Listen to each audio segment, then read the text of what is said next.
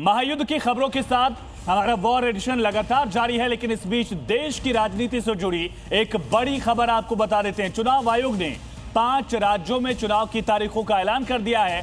बंगाल में चुनाव की तारीखों का ऐलान किया गया, केरल, तमिलनाडु में भी, पुडुचेरी में भी विधानसभा चुनाव की तारीखों का ऐलान किया गया और असम में भी चुनाव की तारीखों का ऐलान। सभी जगहों पर 5 राज्यों में चुनाव की तारीखों का ऐलान और साथ ही 4 मई को चारों राज्यों के चुनाव नतीजे जो हैं वो सामने आ जाएंगे। असम में विधानसभा चुनाव की तारीखों का ऐलान किया गया। एक फेज में यहां पर चुनाव होगा, 4 मई को नतीजे आएंगे।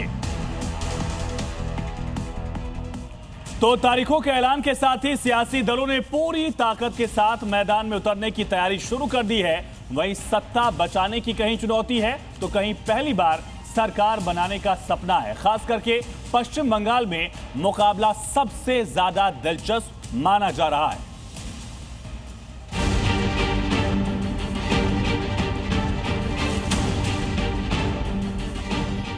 पांच राज्यों में वोट युद्ध, बज गई रणभेरी। बंगाल में चुनाव, किसका चलेगा दांव? ऐलान हो गया है, 5 राज्य, 17 करोड़ 40 लाख मतदाता और 824 सीटें। चुनावी मैदान सज गया है और वोट युद्ध का आगाज हो चुका है। चुनाव आयोग ने 5 राज्यों के चुनाव की तारीखों का ऐलान कर दिया। असम, तमिलनाडु, पुडुचेरी और केरल में एक चरण में चुनाव होगा, तो वहीं पश्चिम बंगाल में 2 चरण में चुनाव कराए जाएंगे और 5 ही राज्यों के चुनाव परिणाम 4 मई को आएंगे।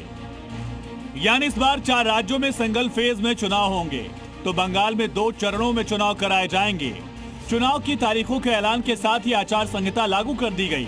अब जरा डिटेल में जान लीजिए कि राज्यों में कब वोटिंग होगी और कब नतीजे आएंगे। असम में 9 अप्रैल को मतदान होगा, नतीजे 4 मई को आएंगे। केरल में भी 9 अप्रैल को वोट डाले जाएंगे और यहां भी नतीजे साथ ही 4 मई को आएंगे। पुडुचेरी में 9 अप्रैल को एक चरण में मतदान होगा और नतीजे 4 मई को ही आएंगे। और दक्षिण के बड़े राज्य तमिलनाडु में 23 अप्रैल को एक ही चरण में चुनाव कराया जाएगा और यहां भी नतीजे 4 मई को ही आएंगे। लेकिन सबसे ज्यादा सियासी नजर टिकी है पश्चिम बंगाल पर, जहां चुनाव 2 चरणों में होंगे। पहला चरण 23 अप्रैल को तो दूसरा फेज 29 अप्रैल को, और यहां भी नतीजे 4 मई को ही आएंगे। West Bengal, the 294 assembly constituencies, the polling shall be held in 2 phases. The date of poll shall be 23rd of April and 29th of April. And the counting shall be together for all, that is 4th of May. इस बार के चुनाव में सबसे ज्यादा सियासी नजरें पश्चिम बंगाल पर टिकी हैं, क्योंकि यहाँ मुकाबला बेहद हाई वोल्टेज और दिलचस्प होने की उम्मीद है। वोट की जो रिजल्ट घोषणा होगी वो होगी 4 में। पहली जो डेट है 23 अप्रैल, उसके देखा जा रहा है उस डेट में 152 सीट पर इलेक्शन होगी। दूसरा जो चरण रहेगा उस पर 142 सीट में घोषणा होगी। ऐसा इलेक्शन कमीशन की तरफ से घोषणा की गई है।